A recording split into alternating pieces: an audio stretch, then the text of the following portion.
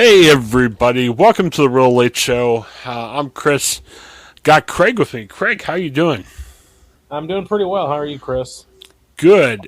We used to do the video thing for these podcasts, and my office is messy.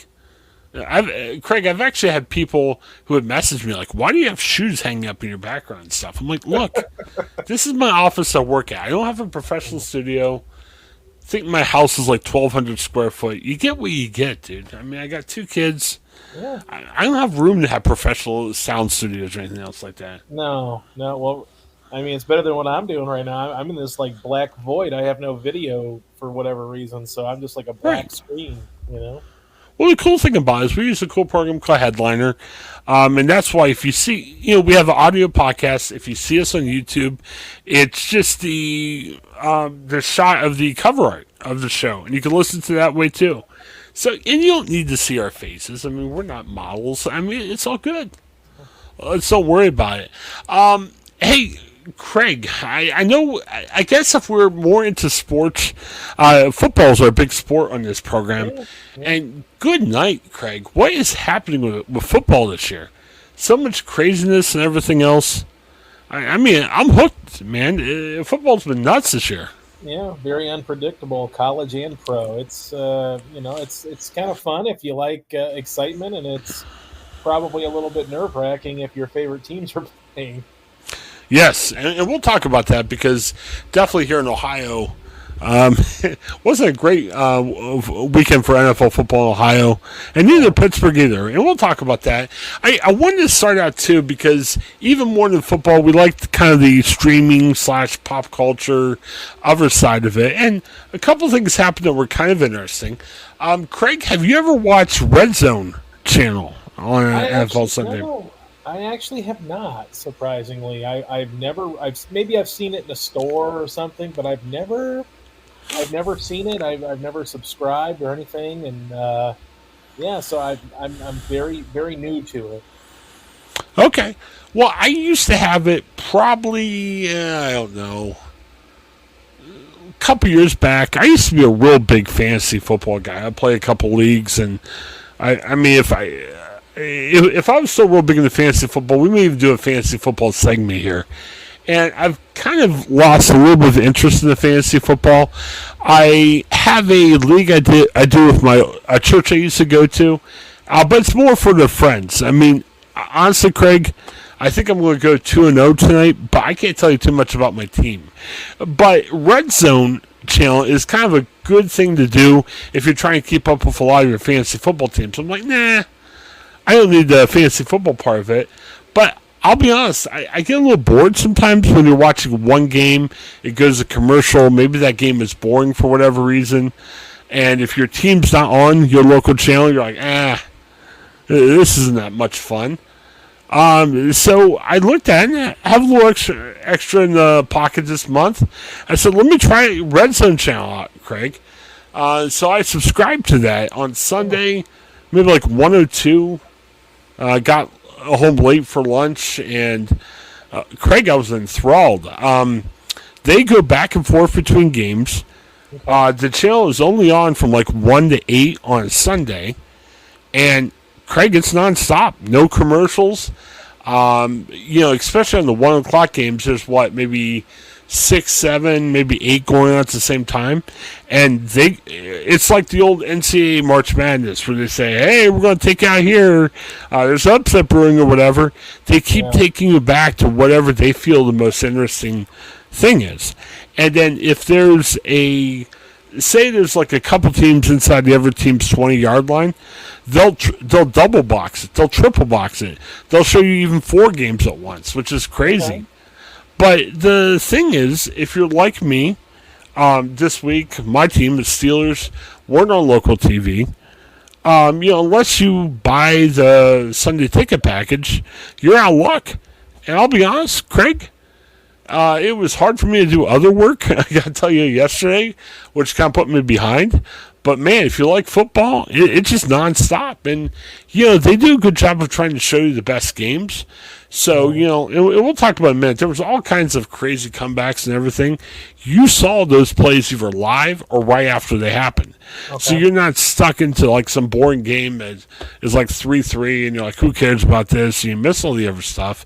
You're going back and forth. It's pretty crazy. Well, I think the only thing that would probably suck about that, though, is your team, the Steelers, don't exactly play an exciting brand of offense. So did they get a lot of run in the red zone there with a 17-14 game against the Patriots? They shot a decent part of it, and I think part of it, too, is if the game's close. Okay. Like, what they'll do is, in the past, like, if there's a 40-point blowout, they'll take you away from that game, no matter who's playing or what's going on. The Steelers game, for the most part, was relatively close, so... now, there was as many splash plays, like, the Jets-Browns game or the Ravens-Dolphins had a ton of points in it. So you saw a lot more of that. Right. But if the game's close, you'll see decent chunks of it. And actually, it was funny. For a while, that Jets-Browns game, there wasn't much going on.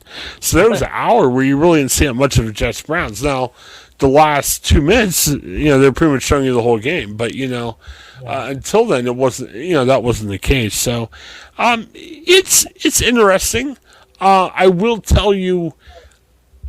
We spent a lot of time during the offseason talking about this NFL Plus. Is it worthwhile or whatever? And I kept telling you, man, if we could have a standalone RedZone. The problem with RedZone is with a lot of channels like YouTube TV, you have to pay extra. Now, it's funny. RedZone's like $10 a month. They do have it in a sports package, but there's a lot of channels that, Craig, unless you're really into minor sports, you're only getting it for RedZone. Okay. There's like a poker channel that shows a lot of poker games. There's 2 soccer channels, but to be honest with you, with Peacock showing the Premier League over in Europe, and I'm not sure. I mean, if you like soccer, you might find something you like there, but it's not showing you MLS or Premier League games. Right. Yeah, so it's been pretty interesting. I will say it's funny. I never got into the Sunday ticket. I think I went to a friend's house once that had it, and we were watching a game there. The cost kind of scared me away. But, Craig, I also saw a news story talking about how the Sunday ticket hasn't been working. Did you see that? I did hear about that, yeah. That would have to be pretty frustrating with the amount of money that you pay for that package. Well, and here's the other thing. You're paying for that package. Well, it's like $300. You're there Sunday. I'm not even sure, and I've never been a DirecTV subscriber. Can you get that on your phone, or are you stuck at home? I would think that that you would probably access it on your phone or tablet or whatever device you might have, computer. Yeah, I would think so. Yeah, because I'll be honest with you, with my life, I mean, I asked my wife, hey, I'd like to watch the game, and usually if we're home, she lets her watch the game, it's fine. But, there's some weeks, and, hey, it's good to see family, you're traveling with family and everything, and until this year, I really didn't have access to watch it well in the car. So I will say, like, last week, during the first week of the year, we kind of got stuck after church. We got back after 1, but got to watch the games in the car with YouTube TV. It was great. Yeah. So, yeah, but for Sunday ticket, things like YouTube TV cost a ton of money, which isn't fun. But, man, for $300 a year, man, that Sunday ticket better be working all the time. It's kind of, It would be mega frustrating if it's not working. Yeah, you pay for something, especially live sports, which you're going to be paying quite a bit for. $300 a year, it better not really have any kind of kinks to it. It better really run fairly smoothly. Yeah, and I don't know. And this is the last year for Sunday Ticket. I mean, now they may call it Sunday Ticket, but it's going to be a new type of service, for some type of streaming. I don't know, man. I mean, there's still a lot of money that DirecTV can make. Are they just like, screw it? It's gone. Let's not care about it anymore. I wonder what's happening there. Yeah, I mean, I just maybe they just hit a bumpy road that week, and maybe it'll clear up and things will get better. I don't think they're going to go out with a bad taste in the NFL's mouth because I don't think they want to. I think they want to at some point become partners with the NFL when possible. And at this point, the NFL is moving on, and that's just the way it is. Yeah, it's very interesting. I think I saw a story today about how they were offering some type of refund too. So I mean, they're losing money in this deal. So I mean, at least they're offering a refund. I mean that's better PR for them, but still, that's got to be rough. It had to be a tough day. If you weren't working over the weekend for DirecTV, it had to be a tough day in the corporate offices today, I'd imagine. Yeah, yeah, I'm sure there were some people being chewed out. I would imagine. Yeah, definitely. All right. Yeah, so that's going on. Let's talk about the games in just a second, but I want to take a little bit of a detour here. Maybe it's my own personal thing, Craig. I mean, I'm not a huge baseball guy. I used to be a big baseball guy. I don't know. It probably got a little bit too slow for me. We've gotten to know the guy that collects baseballs, and I'm forgetting his name as we're talking about him. Yeah, Zach Campbell. And I like Zach Campbell. And I'll be honest, Craig, I may not be watching any baseball if it wasn't for watching Zach Campbell's videos. Yeah. I like the guy, quirky, whatever. But he's been fun watching everything. But honestly, Craig, I don't know these baseball guys as well anymore, and everything else. And it's funny. I was just kind of breaking the professional ranks when Mark McGwire and Sammy Sosa had their big home run hitting contest. And, man, holy cow, I was more into baseball at that time. But, I mean, I really, really got into baseball. I think a lot of people around the country got into baseball that year. It was just amazing. I mean, McGwire and Sosa caught the attention of a lot of people. There were other guys challenging the home run mark. I look at guys like Ken Griffey Jr., who was making a run for the home run before he got hurt that year. And it's funny, Craig. I mean, the Barry Bonds thing, people got more angry at that based on some of the steroid accusations. But, it's September 19th. Aaron Judge, is he at 59 still? I mean, he didn't hit like 10 more home runs tonight, did he? Yeah, 58 or 59 the last time I checked, Okay, but it seems like over the past week or so, like he hit two home runs like 2 or 3 times in a game. Because I'm not running to look at Yankee box scores, but it just pops up on my TV. I'm like, wow, I can't believe he's doing that well. Well, it looks like Aaron Judge is too late to break Barry Bonds' record. I mean, he's probably going to have to hit 2 more home runs every game to do that. But he's 2 away from the AL record. Roger Maris, he doesn't have the Major League record anymore, but he still has the American League record. And Craig, I mean, he's looking very likely to at least do that. Yeah, I mean, there's a lot of baseball purists, I think, that would argue that, Barry Bonds' record is maybe a little bit of an asterisk by that, and I think you could probably argue that it is, but it's kind of unique that he's he got a chance to possibly catch and pass Roger Maris's record of 61 here, at least in the American League, and it looks like he'll probably do just that. I would be very shocked if he does not get there, even if he doesn't play a lot down the stretch. But it comes at the perfect time. He's a pending free agent. He's going to get a big load of money. He bet on himself after turning down some offers from the Yankees, and now he's positioning himself to have just an incredible season and breaking a long-standing record by a New York Yankee, no less than Roger Maris. So a huge accomplishment. Obviously, we're in an era where it's kind of it's swing and miss, strikeouts and home runs, but he's doing it at a high clip, and he's an all-around good player too. He's not just a one-dimensional guy. Yeah, I agree with everything you say. I guess the thing that baffles me a little bit, I mean, Mark McGwire was that like Paul Bunyan type figure.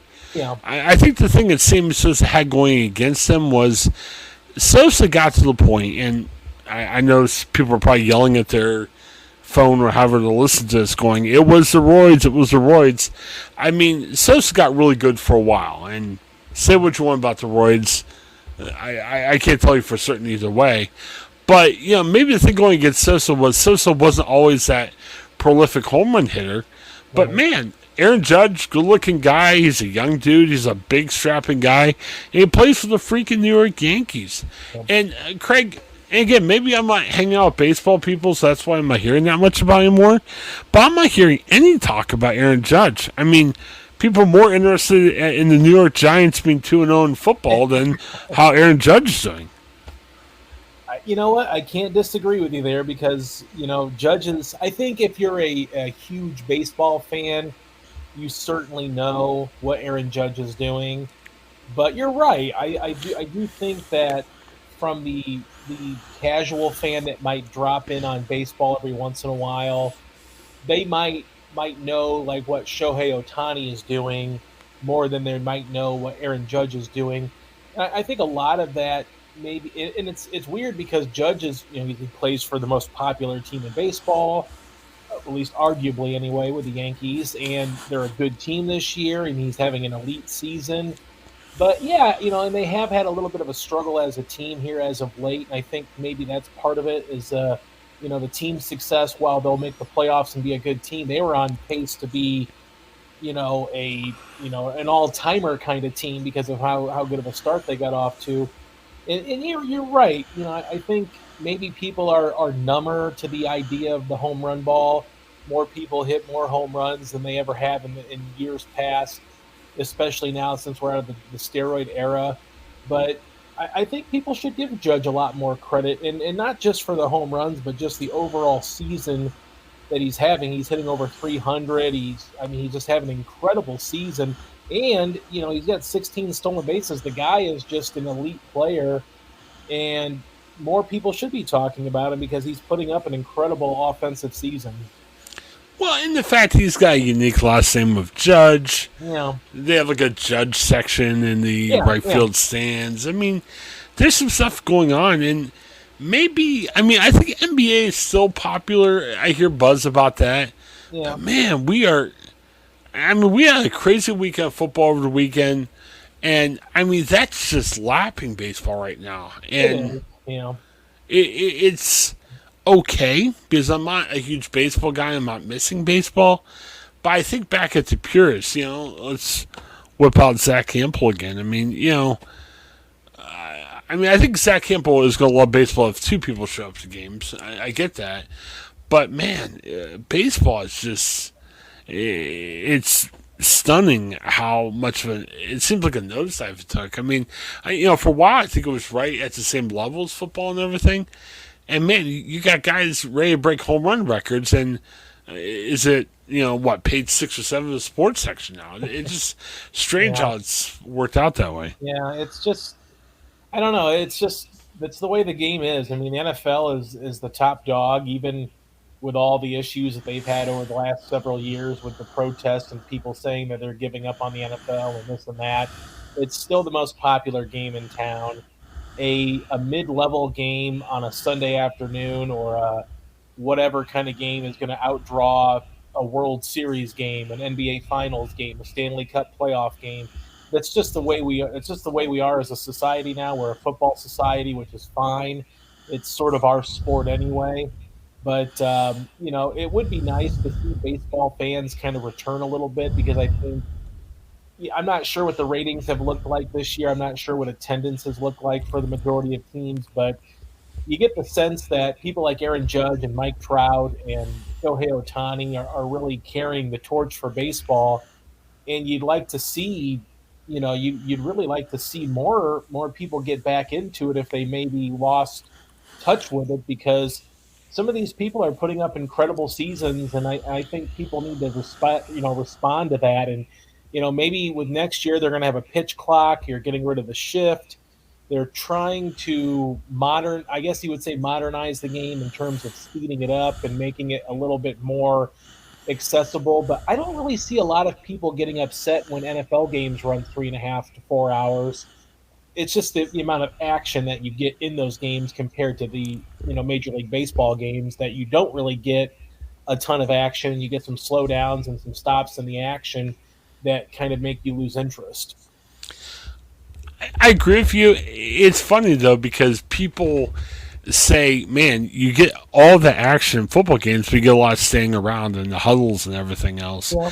And I'll tell you, I mean, going back to the RedZone channel for a second, you see that because if you're just watching one solitary game, even if they use the no huddle offense or whatever the case may be, you still get a little bit of that pause a little bit. But obviously, it's more action than a baseball game or I'm thinking even like hockey and basketball. I know like especially hockey isn't favorite for everybody, but man, you watch a hockey game, stuff is going on all the time. That puck's Yeah. moving, and people are doing things which is kind of make it interesting.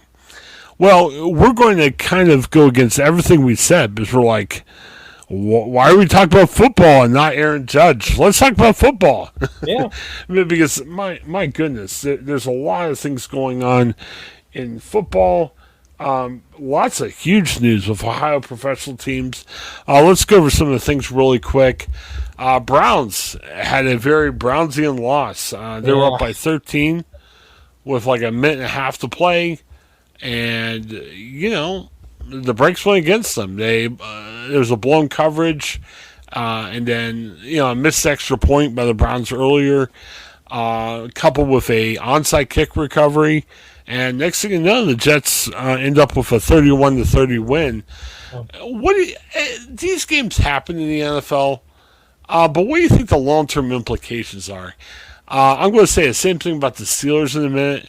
Yeah. I think if the Browns are a playoff team, they had to win that game yesterday. And yeah, I feel the same way. It's one of those things where you won last week when you did. It was kind of a toss-up game with Carolina, Baker Mayfield revenge game. You don't have Deshaun Watson, obviously, and it was a game they were able to squeeze out. And then you kind of thought to yourself, well, can you beat a 38 or whatever year old Joe Flacco in the Jets? Even though the Jets are building a pretty good team, they have some talent, but you also kind of wondered, quarterback-wise, are they going to be there? And to lose that game, especially the way they lost the game, giving up, they had a 99.9% chance to win there in the last 2 minutes. The first time since they did it in 2001 against the Bears, where they lose a game, where someone loses a game after being up by 13 points in the final 2 minutes. And it's a heartbreaker for a team that's looking to be a playoff contender, especially when they get their quarterback play situated in multiple weeks here.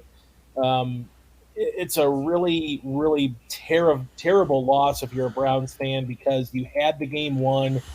It would have been one thing if you were losing and it's just like, okay, we don't have our quarterback. This is what we are, maybe.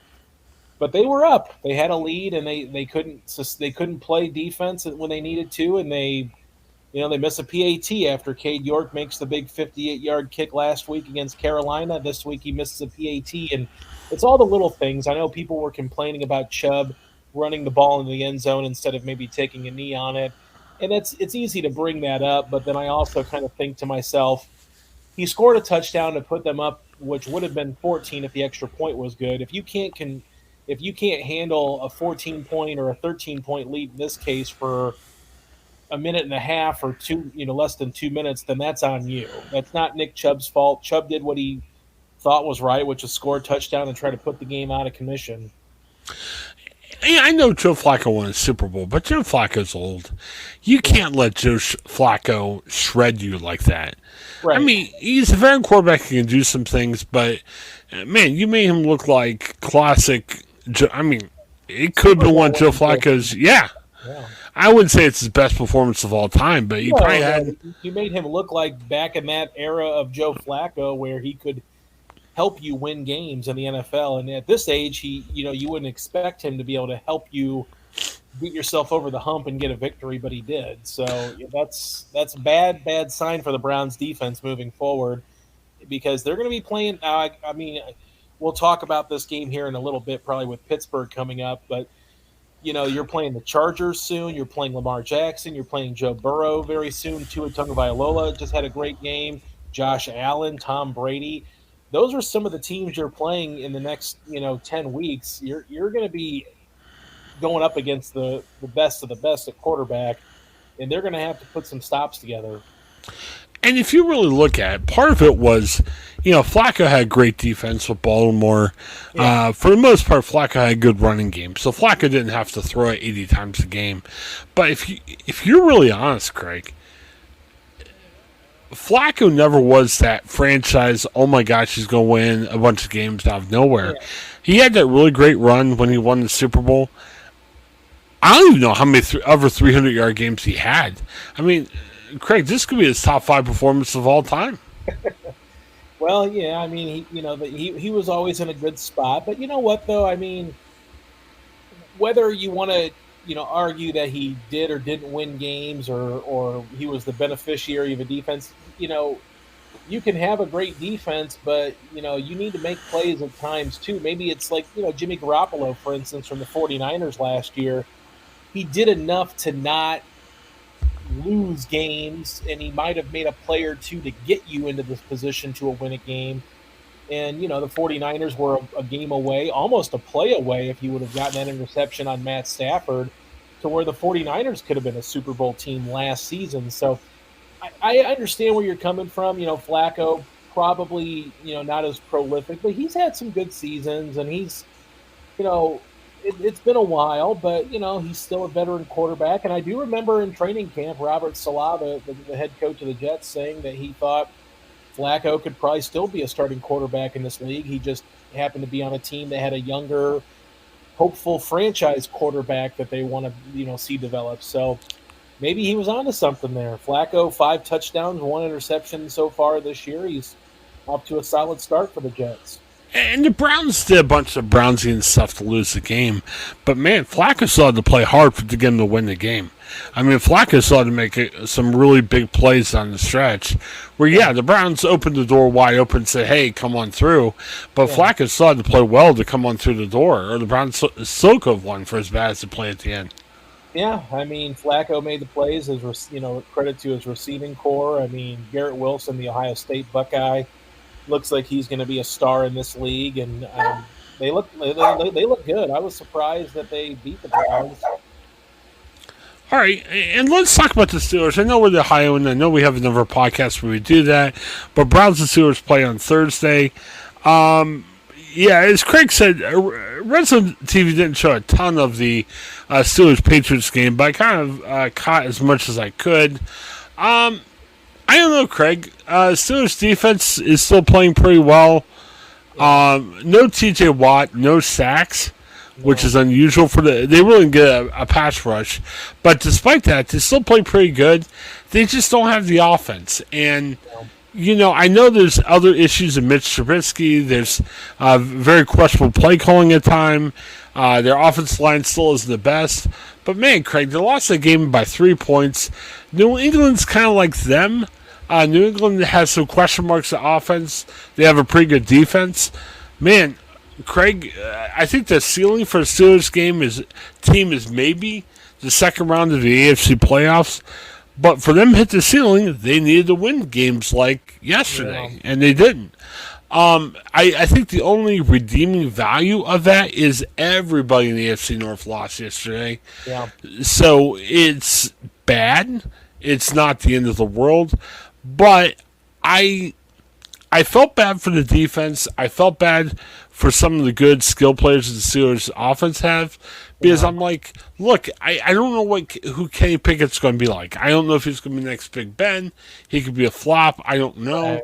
But in a game like yesterday where you're not moving the ball, you're not doing that, you got to sit there and say, okay, Kenny, or okay, Mason Rudolph, come in and show what you can do. And that doesn't mean Mitch gets benched forever, but you've got to play game by game where you're like, man, this guy just isn't doing it. Yeah, and I was actually that was the for whatever reason that was the game that we got on CBS. I was watching on Paramount Plus, so I ended up watching a lot more of the Steelers-Patriots game than I probably thought I was going to watch.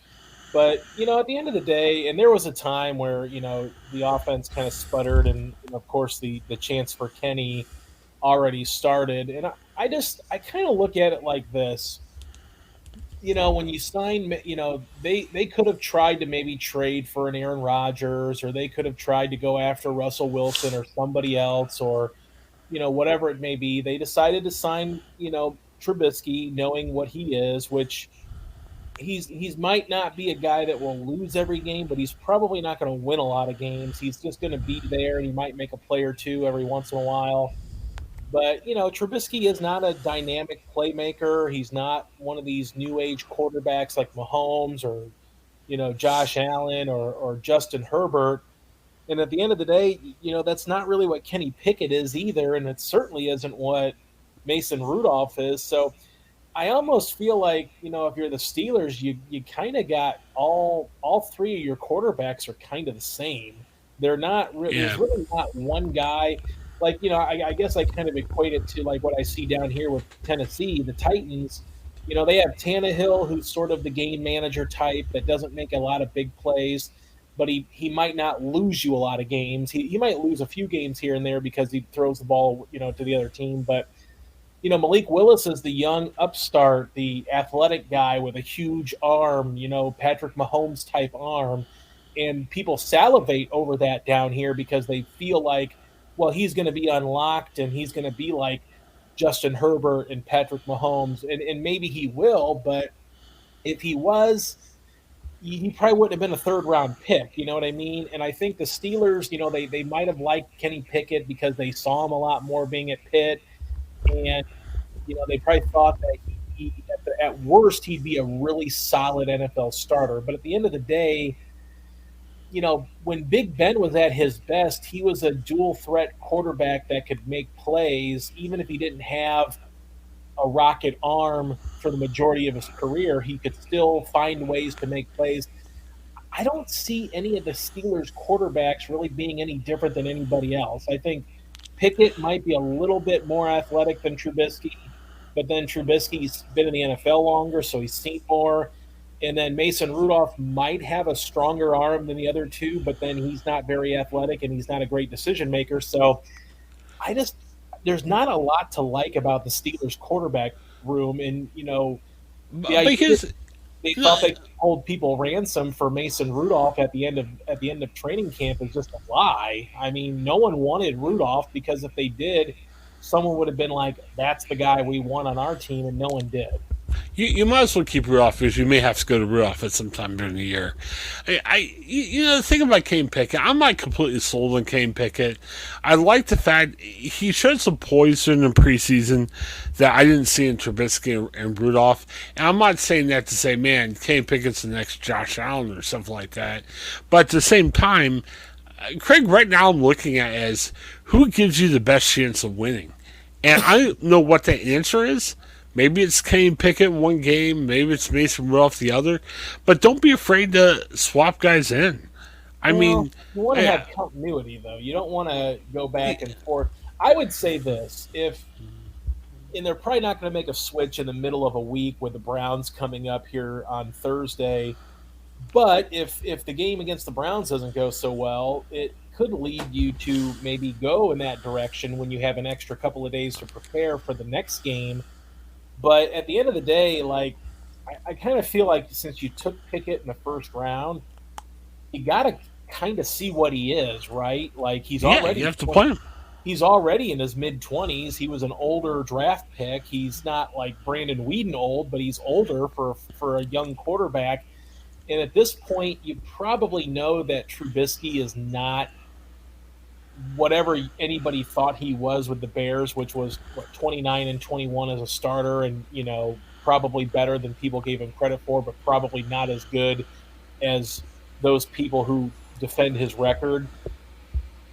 Rudolph is a backup quarterback in this league, and he'll probably transition to the backup role next year.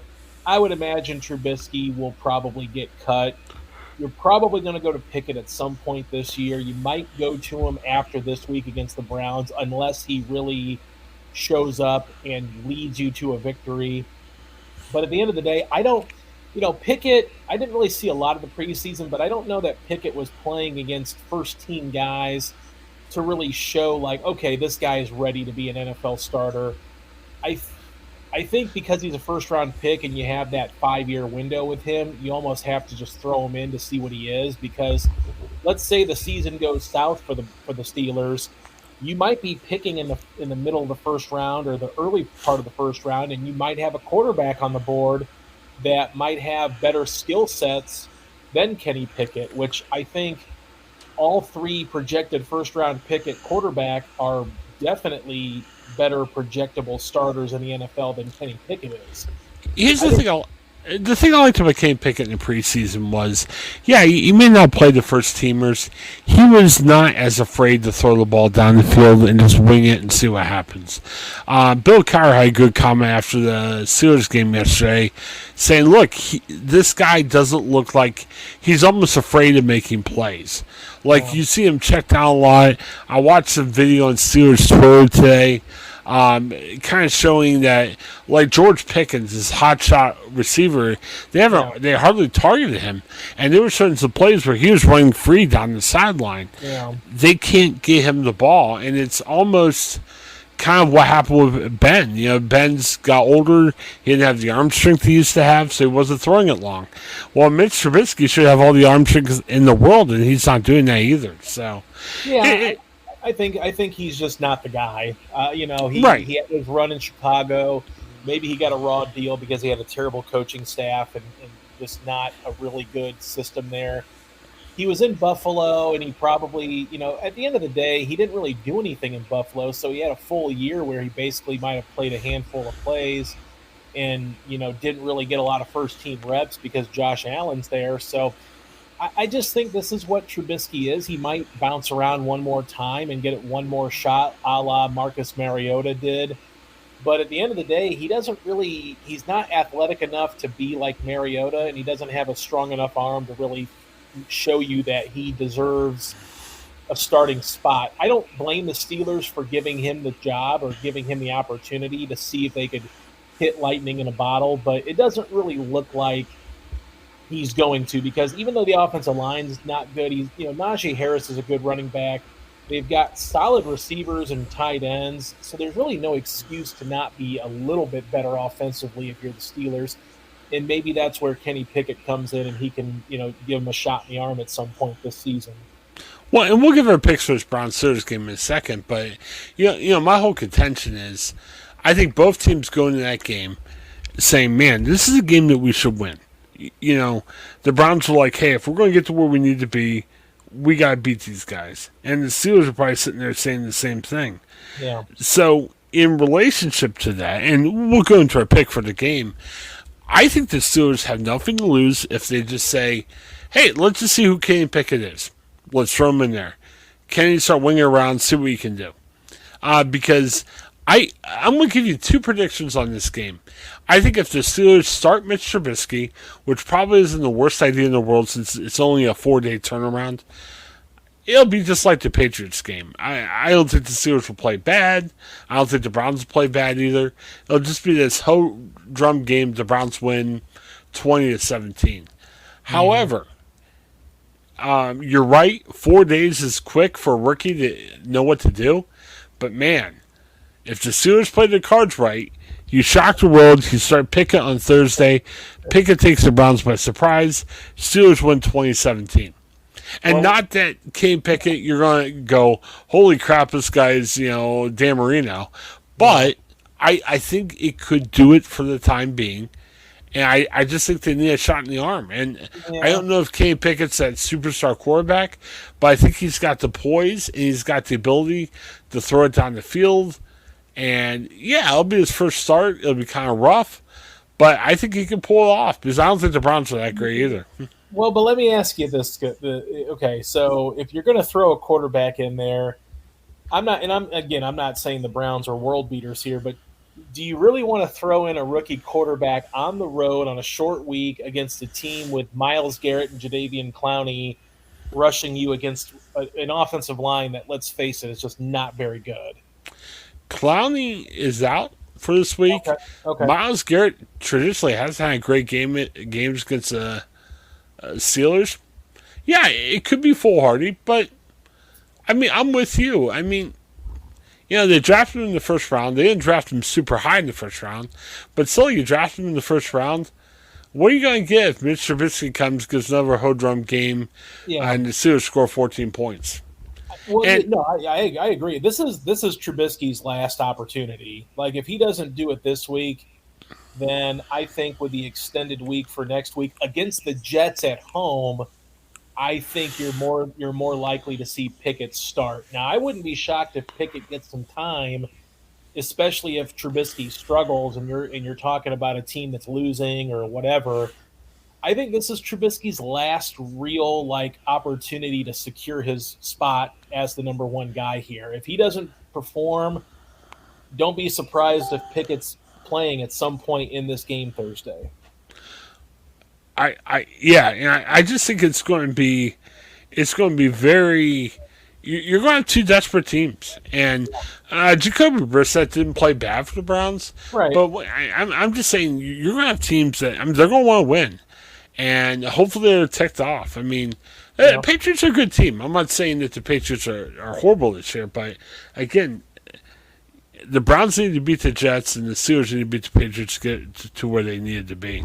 Yeah. So.